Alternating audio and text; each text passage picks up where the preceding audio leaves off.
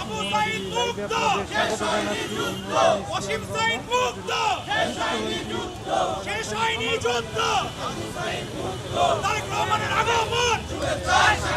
শুভেচ্ছা স্বাগতম, তারেক রহমানের আগমন,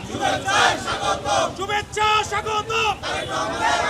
তারেক রহমানের আগমন, উনি হাসিনার বিচার চাই, আমার ভাই মূল্য কেন, ওসিম আকরাম মূল্য কেন, রাব্বি মূল্য কেন, সাইফুল মূল্য কেন, সুজন মূল্য কেন, ইসুফ আলী মূল্য কেন, ফাঁসি ফাঁসি ফাঁসি চাই, উনি হাসিনার ফাঁসি চাই, ফাঁসি ফাঁসি ফাঁসি চাই,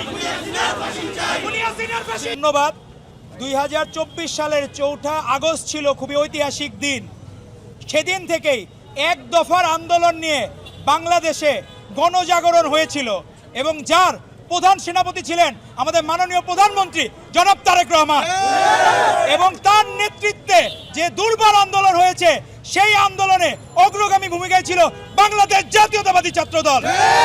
অন্যায়ের সাথে কোনোদিন বাংলাদেশ জাতীয়তাবাদী ছাত্র আপোষ করে নাই, কিন্তু এখন যখন আমাদের দেশ গড়ার সময় তখন দেখতেছি হাসিনার ভাষায় কথা বলে নাসিরউদ্দিন পাটোয়ারি, ডাক্তার মাহমুদা মিতুর মতো এইসব নেতৃবৃন্দ, যাদেরকে আমরা 24-এর গণঅভ্যুত্থানে সরাসরি কোনো ভূমিকায় দেখি নাই, এবং তাদেরকে যেসব কথাবার্তা বলে আমাদের বোন ঠাকুরগাঁতে স্লোগান দিয়েছিল কে এসেছে কে এসেছে, পুলিশ এসেছে পুলিশে, কি করছে স্বৈরাচার পারছে, সেই বোন তামান্না, তার কোনো ফেসবুক আইডি নাই, সেই বোন তামান্না ঠিকই ঘরে ফিরে গেছে, যখন আবার দেশের প্রয়োজন হবে সে আবার মাঠে নামবে, কিন্তু সেই তামান্নাদের বিক্রি করে আজকে আমাদের বোন তন্নি 15 জুলাই 2024 যার এই ছোট বাস ধরা যে ছবি, সেই ছবি সারা বাংলাদেশের সকলের হৃদয়কে নাড়া দিয়েছিল।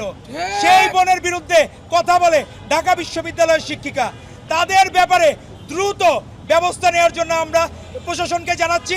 অনেকে দাবি করে রাতে ঘুমায় নাকি দেশে গণ অভ্যুত্থান হয়ে গেছে, তো আমরা দেখাইতে চাই যে আমাদের ছাত্রলীগ এই ভাইগুলো যে মারা গেল,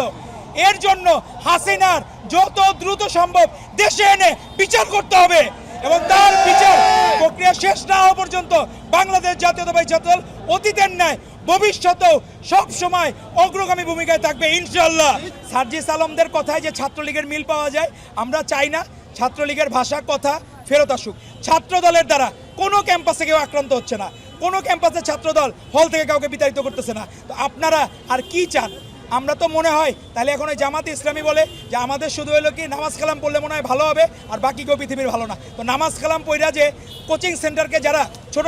আমাদের বোনদেরকে যে অসৎ উপায়ে বিভিন্নভাবে প্রলোভন দেখায় নিয়ে যায়, আমরা এরকম রাজনীতি চাই না। আপনার নামাজ কালাম পড়েন ঠিক আছে, বাকি যে কাজগুলো করেন এজন্যই সারা বাংলাদেশের মানুষ মনে করে জামাত এবং শিবির মুনাফেক দল, এবং তাদের সাথে কোনো আপোষ হবে না।